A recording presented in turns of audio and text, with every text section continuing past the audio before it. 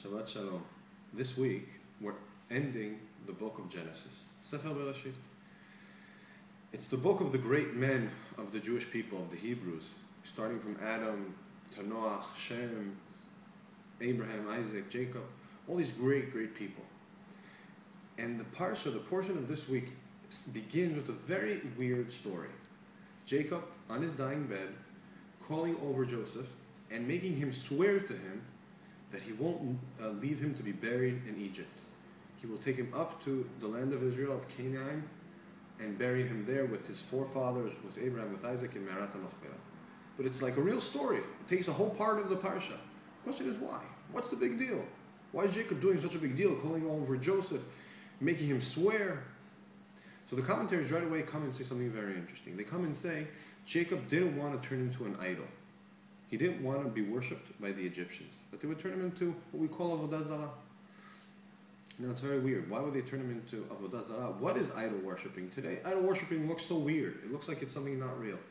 But I think what Jacob did, and the fact that the Torah comes and teaches us this, they're trying to explain something very fundamental for our life, something crucial for our everyday life. Today, we turn ourselves into idols. We're always looking for idols. Some people want to be like Steve Jobs. Some want to be like a great rabbi. Each one has his idol, what he wants to become, or how he wants to become. But it's why you do it. And that is our test in life.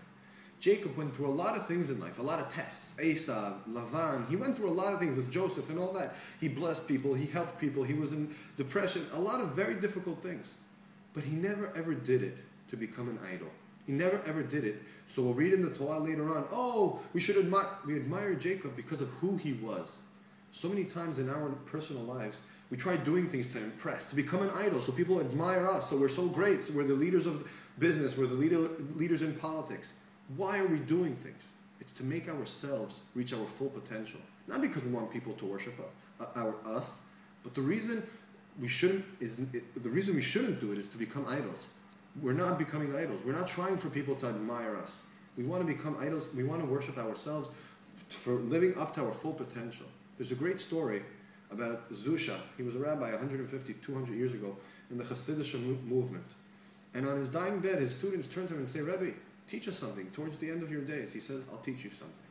When I go up to heaven, and they turn to me and say, hey, why weren't you Moses, the great Moses? I'll be able to answer them with a thousand answers. But if they ask me why I wasn't Zusha, I'll stand still and quietly, because I won't have an answer for them. We live our lives to live our full potential, not so someone worships us. And that is Jacob's message. Shabbat Shalom.